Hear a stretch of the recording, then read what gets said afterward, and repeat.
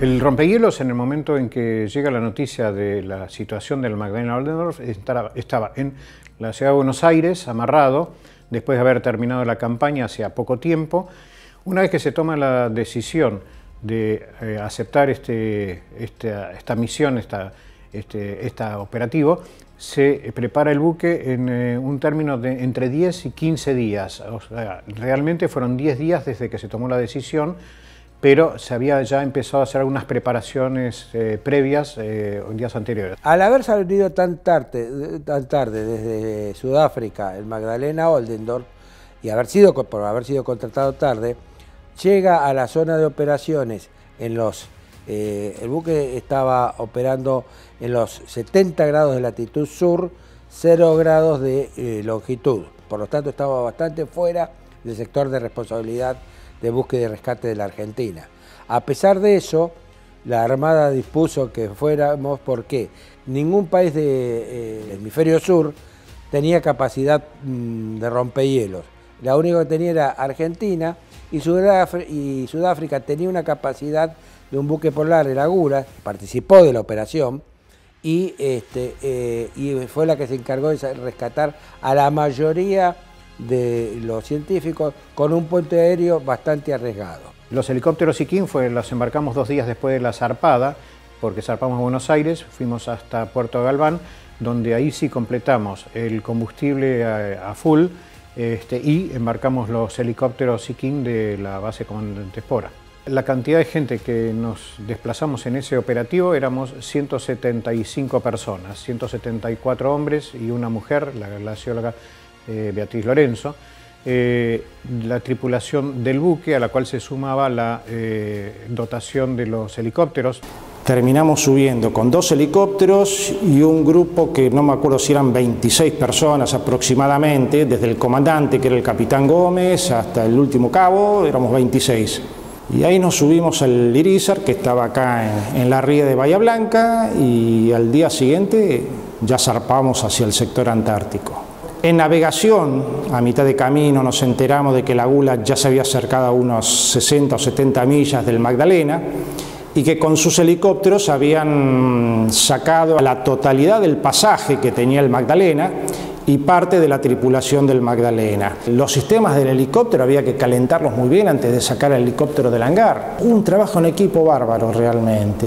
Las tareas que podíamos llegar a tener, que iban a ser a requerimiento y de acuerdo a la oportunidad o la necesidad, eran ayudar a la navegación con los vuelos glaciológicos. La otra tarea que podíamos llegar a tener, que ya la vislumbramos viendo lo que le había pasado al buque sudafricano, era que el rompehielos Irizar no pudiera llegar al lado del Magdalena, con lo cual a través de helicópteros iba a haber que mover carga, carga general, víveres, combustibles o incluso mover gente. Vuelos glaciológicos para observar la situación de los témpanos en el sector de navegación.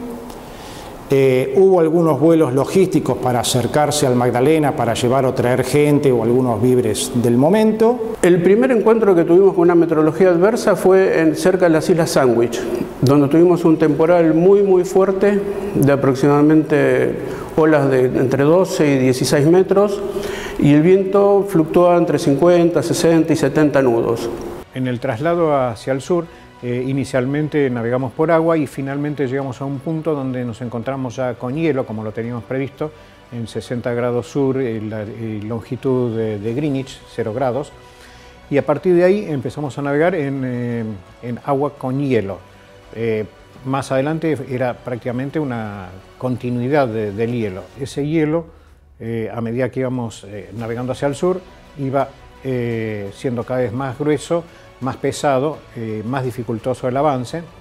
Inclusive hemos quedado más de 36 horas detenidos en el hielo, aprisionados por la gran presión que el hielo generaba y no tuvimos más remedio que esperar. Finalmente pudimos continuar y llegamos a amadrinarnos al Magdalena. Ya cuando se entra a navegar en el pack de hielo, la meteorología básicamente, si bien es importante, ya se deja un poquito de lado, porque al estar el mar congelado, el viento no nos afecta tanto. Entonces, a partir de ese momento y hasta que llegamos a la zona donde estaba el Magdalena Oldendorf, se trabajó mucho en glaciología, en lo que es la observación de hielo, que realmente iba a ser el desafío del Irizar, llegar hasta donde estaba el buque por el mar congelado, la probabilidad de témpanos y poder sacarlo de ese lugar. Cuando empezamos la planificación veíamos temperatura de 20 o 30 grados bajo cero. Cuando nosotros llegamos no había temperaturas tan bajas, pero nunca superaron el 0 grado. Llegamos a proximidades del Magdalena el día 17 de julio. Hasta ese momento el Magdalena nunca supo nuestra posición exacta, sabía que estábamos tratando de llegar, pero cuando entramos en enlace VHF, cuando ellos nos escucharon por la radio, sabían que estábamos dentro del alcance de horizonte, porque si no esa comunicación es imposible. Yo les pregunté en inglés cómo estaban y la respuesta de ellos fue bastante emotiva. Dijeron, somos los hombres más felices de la Tierra. Y finalmente el día 19 de julio nos aproximamos y nos amadrinamos al Magdalena. Lo que hicimos inicialmente fue transferirle 600.000 litros de gasoil y 60 toneladas de víveres. Una de las cosas que se coordinó y que nos pareció adecuada, que propuso incluso el armador del buque, era que a ver si algún oficial del Irizar se podía trasladar al Magdalena para ser de interlocutor o establecer una suerte de coordinaciones en caso de que fuera necesario. Fuimos elegidos al final el entonces teniente de fragata, creo que era Ciarroca, contador, él era un jefe de servicios a bordo, y me eligieron a mí. Nos embarcaron en el Magdalena y cuando todo estuvo listo, el Irizar empezó a romper hielo para salir y el Magdalena empezó a seguirlo. Y toda esa charla de coordinación, de girar una banda a la otra, cómo se movía, cuándo ir más rápido, cuándo esperar, eran coordinaciones en las cuales interveníamos. Con el rompehielos empezamos a liberarlo, o sea, a romper el hielo alrededor que lo mantenía inmóvil al Magdalena, y una vez que logró moverse, lo fuimos escoltando, navegando en convoy en demanda de aguas libres. Finalmente quedamos en una situación atrapados los dos buques y nos vimos arrastrados ambos por la contracorriente circumpolar antártica que nos hacía derivar peligrosamente hacia el oeste-sudoeste y no podía moverse ninguno de los dos buques, ni siquiera el rompehielos, es decir, por sus propios medios podía salir. Llegamos a la conclusión de que era imposible sacar al Magdalena de esa zona, por lo cual, de común acuerdo, se decidió intentar retornar al mismo lugar donde lo encontramos, ese puerto de hielos en la caleta Muskenbukta, y finalmente logramos arribar el día 29 de julio de vuelta al mismo lugar.